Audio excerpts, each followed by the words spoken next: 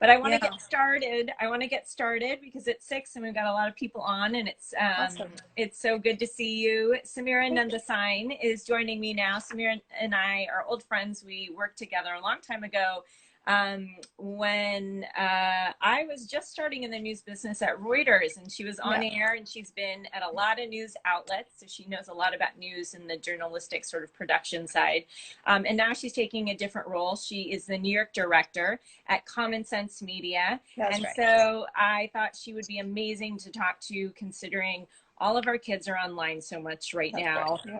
A lot of them, including my own kids, are using devices and using online platforms really for the first time in their lives. And they're super young. My kids are in early elementary, kindergarten, first and fourth grade. Wow. But, I, up until now, had a really low tech policy with my kids. And now with this, it's completely just blown out. We're just high tech all the way around. And I have some concerns about it. And I know a lot of parents do too. So I want to Yeah. just kick off by first talking about what common sense is, because I've heard about it. A lot of people have heard about it, but they're not quite sure what is common sense. What does it do? Okay, so good question. Jim Steyer, our founder, started Common Sense 16 years ago, and you can imagine back 16 years ago, we just had books and movies and TV shows. So he decided that the MPAA ratings were not enough. So he wanted to have ratings that had the Common Sense editors' point of view, and they're all seasoned editors. They've now been with us 15 years. Some of them, they came from like the San Francisco Chronicle and things like that. So we'd have their reviews, parents' reviews, and then even what kids say. So everyone had it, and then you could make a decision.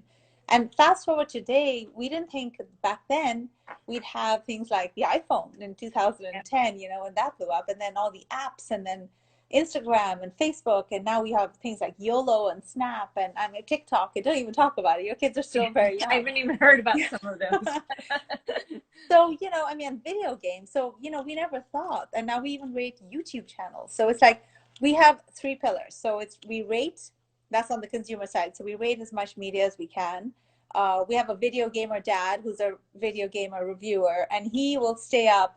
If the arc of the video game is 36 hours, he will stay up to play the entire game so he can give Wow. parents the right review. So that's the level of commitment to which Yeah. our editorial team works. Then we have a digital citizenship curriculum. That's a mouthful to say. We partnered with the Graduate School of Education, Harvard, and Dr. Gardner, and we feel that when children are online, they need it's a social emotional learning curriculum. And your kids are very young, but when a tween or a teenager gets an iPhone, things like digital drama, cyberbullying, Yeah. privacy issues come up. So what we've done is we've created a K through 12 curriculum that's used in almost 70% of classrooms in the country. We have almost 1 million registered educators in the country, and 40% of them are Title I schools. So we're a nonprofit, Yeah. and everything is free. And then finally, we advocate for children. So from privacy, currently with so many children out of school, we're advocating for broadband because so many children don't have Wi-Fi at home. So that's what we do. We have three pillars. We have about 100 million users Wow. annually, all of our products, and I mean all of our services, all the things that we do. We're a nonprofit again, so I can't say the word product, but we're also international. We have a UK, we have a presence in the United Kingdom, and then we have about 30,000 schools, I think, internationally who use you know, our work as well. So So that's this is your bread and butter, and this is what you guys do. So what if we think about your organization probably has some sort of stance in line with what it's been standing for up until now, but what is like the number one tip, or like what are some pieces of advice or things that parents need to know about kids being online right now? well. The first thing is relax. I think that even common sense says we've always said relax. We believe in sanity and not censorship, right? Yeah. So it's sort of we take the middle road, which is you can't cut technology out of a child's life. We know that the jobs of tomorrow are in tech, but there's Hmm. also a wise use. We believe in the digital well-being, so it's like using technology wisely and intelligently. We have ratings and reviews for parents. So if a 6-year-old girl wants to go on TikTok, for example, our reviews will say that's not a great idea. Also, we also believe that not all tech is created equal. So, Okay. for example, a child could be playing 10 hours of video games. We would say even under coronavirus conditions, that's probably not a great idea because there's so much great content out there. And of course, there's really great apps, learning apps. There's also fun games. We also recommend that if a parent wants to play, if you want to learn a little bit more about what your child is doing, play with them, have a conversation with them. This is a great way to actually learn. And then maybe you could, write a, these are all suggestions, of course, you could make a comic strip around these things. And some of these video games have Lego and books and things like that that come out. So there are there's some very good technology out there. And this is the time to take it easy. Yeah. Like, don't be so worked up if Thank you it might. for giving me So, permission. yeah. And then the other thing we say is, we have a digital contract. It's a family agreement, media agreement. So, Yeah. in normal times, we'd say, all right, you can sit down with your family. It's age appropriate. So if you have a child K through 2, maybe you just want a half an hour of something on TV. But as the child gets older, it's also a good way to kind of give your child responsibility and say, all right, well, if you did really well in your test and you have a few months off in the summer, we can raise your screen time. And Yeah. we believe every family and every child is different. So, make your decision based on that. But again, this is an unusual time. Yeah, I mean, screen time kind of gets thrown out the window right now. But as kids spend more and more time unmonitored online right now, there's working parents that are just putting their kids in front of screens, and maybe there's a teacher in front, or they're meeting checklists for the school. How Yeah. can we keep them safe while we are not necessarily standing over their shoulder watching what they're doing? Well, that's a really good question. So there are, a lot of tech companies have, and Common Sense has worked with a lot of them to, for example, screen time. And parents have a lot of control. You can actually put your own password into some of these devices. Mm-hmm. Then there's these brand new things called Eero and Circle. They're like basically monitor and I'm just giving you a couple of names. There's so many out there. You Yeah, of can course. switch things off. We have a lot more control than we think. And then from a school's perspective, if your child is on like Google Classroom, then the teachers are monitoring it, but it's also up to us. We can't just let our child be on unmonitored, especially very young children and also teenagers, and there are ways of saying, well, when you set up your child's iPad or your computer, you can actually take content that's mature, etc. You can actually limit that. So if you can put your child's age in, Yeah. and and that's something that technology has actually allowed us. It's grown up a little bit, if you will.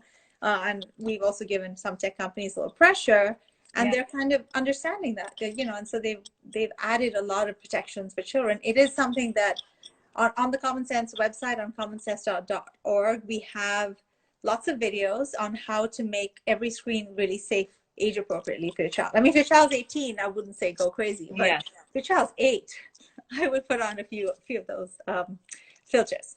So how much do you think that tech companies, we can rely on the filters and the security measures that tech companies are putting in? We're using Google Classroom through our kids' school.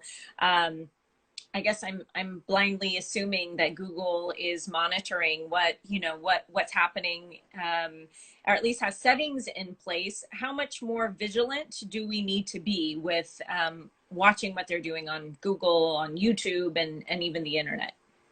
Well, I think once you've set your computer up, I think if a child is in a school-approved Google Classroom, the school is also monitoring it. I am pretty sure, from what I know, I have a 12 and 13-year-old. I have 2 boys who are 12 and 13, and they cannot, anything they go, any website they visit, the school will know about it. Yeah. And I can always look up their search history. And it's also a talking point. I find that these are also developmental. As children turn 11, 12, 13, they want to take risks. They want to go out there. So it's a great time for us to take that online experience and take it offline and have that conversation with your child.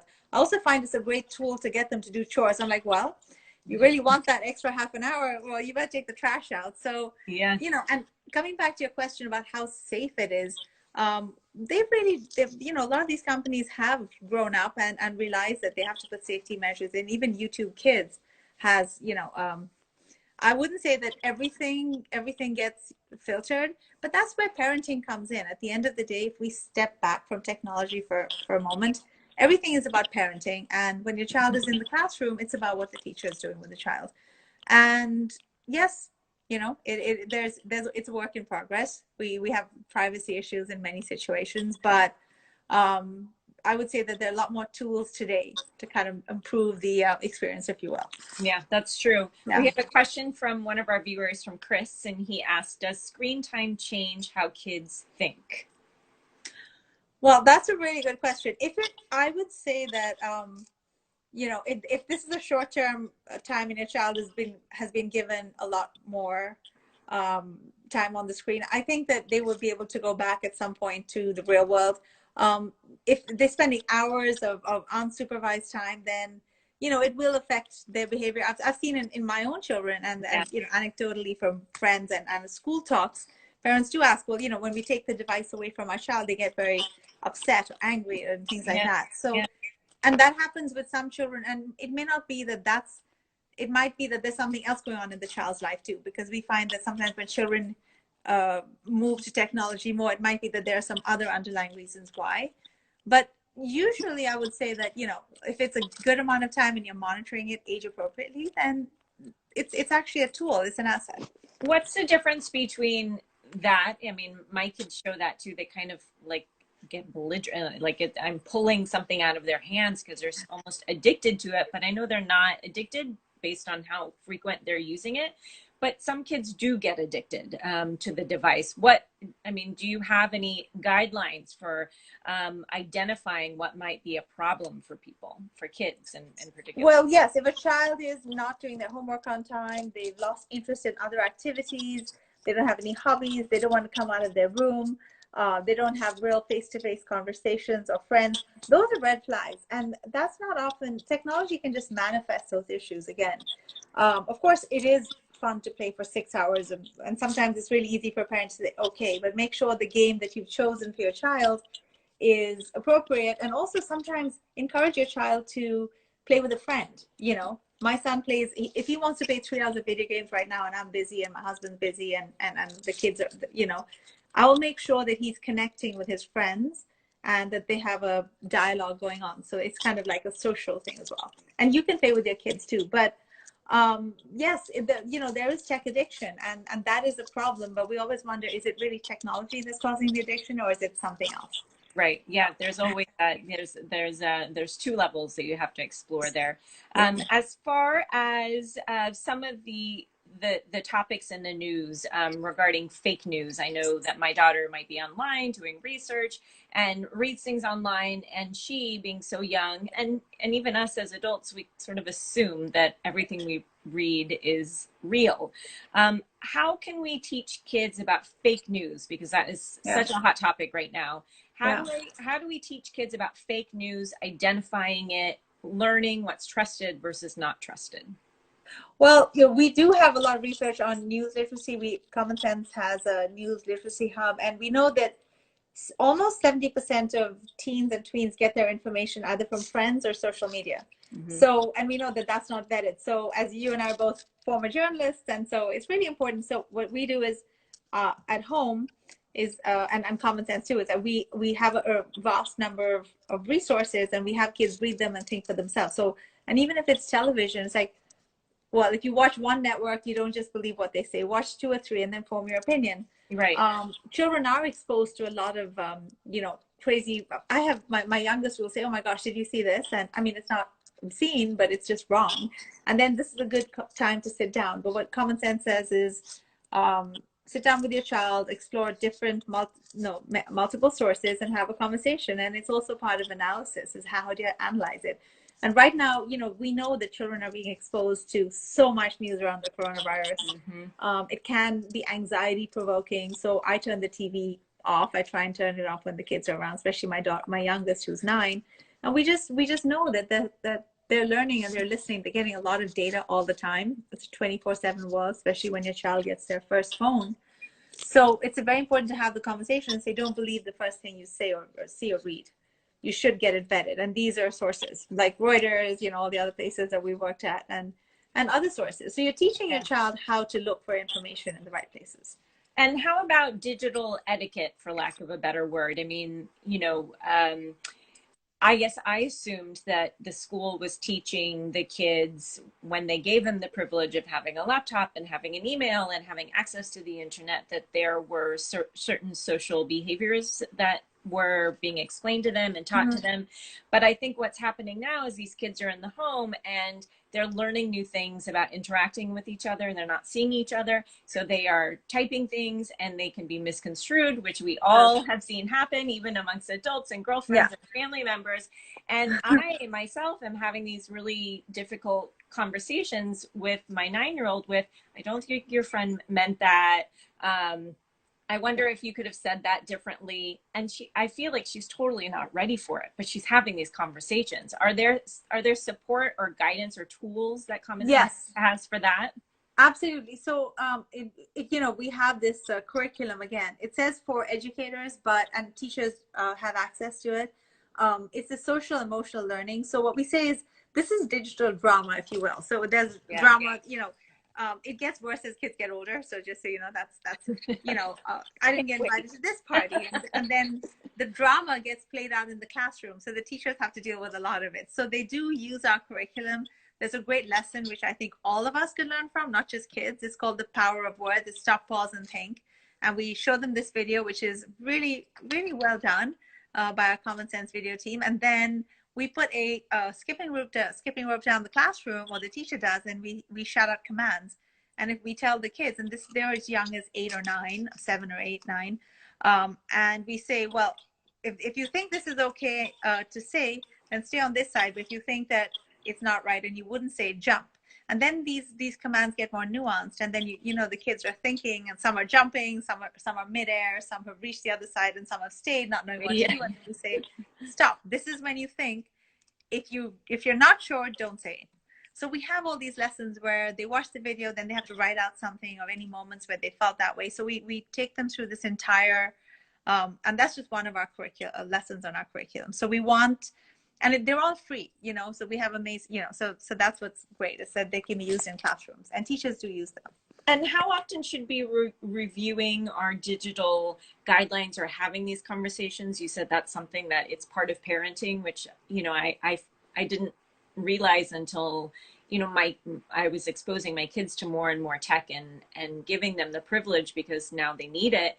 But it's hard to know how often to have these conversations. Often I don't know what apps they're on and kind of what they're doing, and I'm Yeah. learning, and I assume that they're in a safe space because their friends are in that spot. So how can we talk about things that we don't necessarily feel that we're experts on to begin with?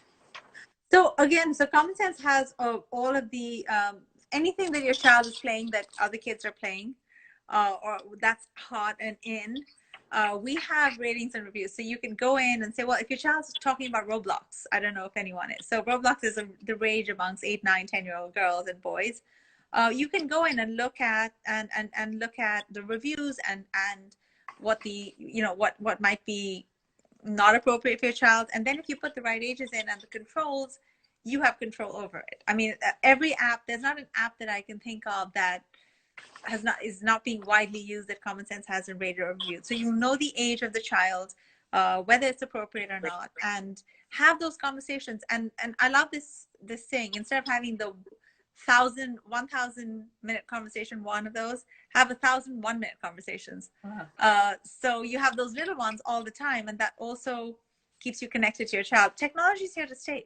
It has a lot of great things, and it has some not so positive things. So we have to parent again, and I hope I answered your question. Yeah, you did. And we have to game a little bit. So as we wrap up here, what's your favorite game to play with your kids? Since you seem to be doing that to connect with them too, because that's what we need to do. Well, it's really this is really an interesting story. So we had to do a very big multi-school talk on Fortnite gaming and beyond. It was a boys' school and all of in the city in New York. And I sat down with my son, who was then, I think he was 12, and I said, teach me everything about Fortnite. So I sat down and I started playing Fortnite with him, and he just completely lost interest.